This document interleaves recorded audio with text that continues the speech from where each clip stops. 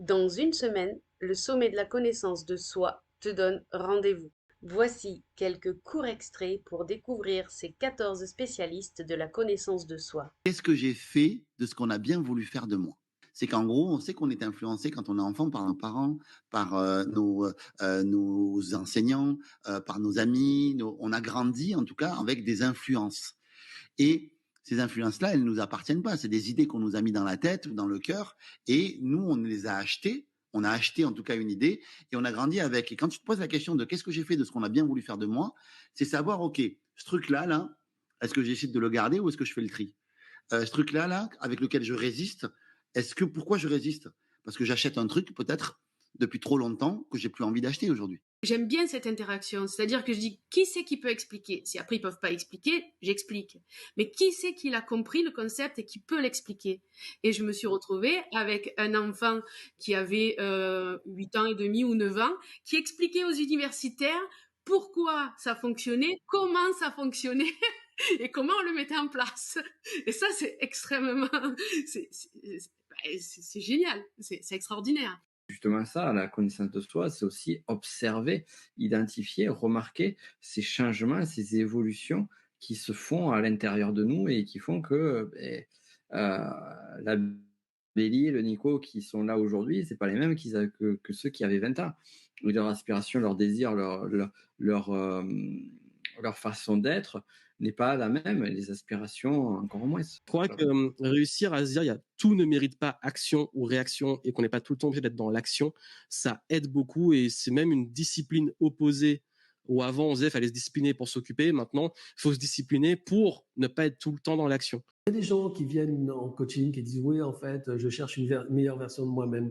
Je dis mais pourquoi tu critiques celle-là déjà, tu vois, Si tu veux une meilleure version, ça veut dire que tu as un avis défavorable sur celle que tu es aujourd'hui, mais celle que tu es aujourd'hui, elle est extraordinaire parce que celle que tu es aujourd'hui, c'est le terreau le plus fabuleux pour justement semer ce que tu vas vivre demain. Le sommet de la connaissance de soi, c'est 14 intervenants qui n'attendent que toi du 18 au 24 mars. Il y a beaucoup de personnes aussi, il y a des couples qui se détruisent et qui sont malheureux ensemble parce que dans le passé, c'était bien. Parce qu'avant, c'était bien, donc on se raccroche à des images et à des situations qui n'existent plus aujourd'hui. Plutôt que de se dire « Ah mince, je suis nul, j'ai encore jugé » et d'utiliser le martinet, plutôt d'identifier quel besoin nécessaire pour moi n'est pas nourri, et c'est de ma responsabilité de faire en sorte qu'il le soit, de trouver une façon d'apaiser, de penser. Donc là, c'est se connaître et notamment considérer les moments où on n'est pas au top comme des possibilités d'en apprendre plus sur nous. L'ascendant, c'est le signe qui a commencé à apparaître à l'horizon au moment de ta naissance. D'accord. Ça aura une influence aussi. Certains disent que l'énergie de ce signe elle commence à être plus présente à partir de 40 ans. D'autres disent que c'est l'énergie que tu vas dégager, que tu vas montrer vers l'extérieur et c'est l'énergie que les autres vont percevoir de toi. Ce que je dis toujours à mes patients, la connaissance de soi, c'est la base de tout le bien-être. Il faut se connaître, il faut connaître son fonctionnement. Se connaître, c'est l'art de se poser de bonnes questions, en fait.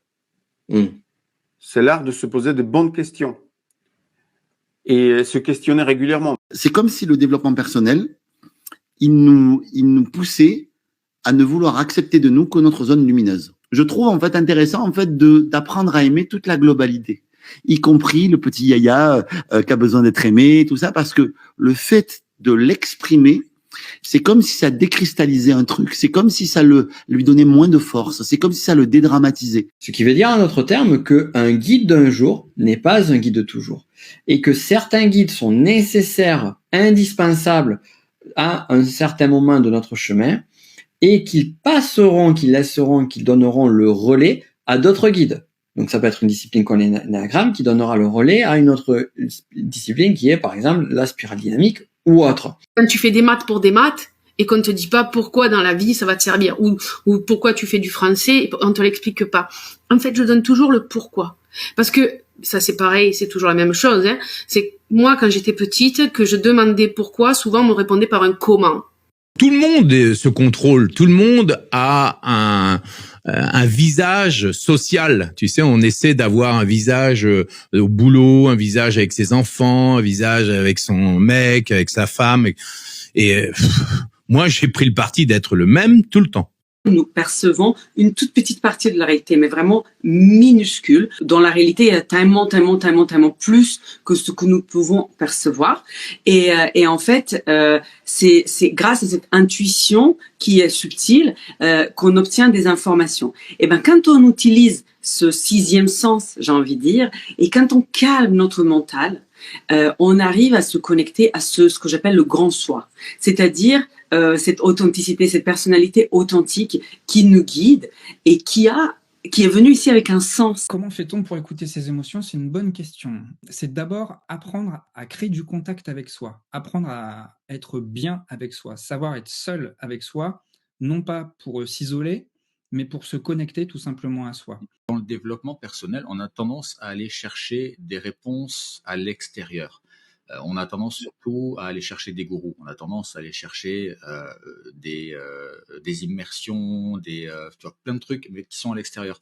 La connaissance de soi, c'est aller chercher ce qu'on a déjà en soi, le réparer si besoin, se comprendre et se reforger pour devenir la meilleure personne qu'on peut être. Et je pense que en ça, la connaissance de soi est plus efficace, et tu l'as largement prouvé, que le développement personnel.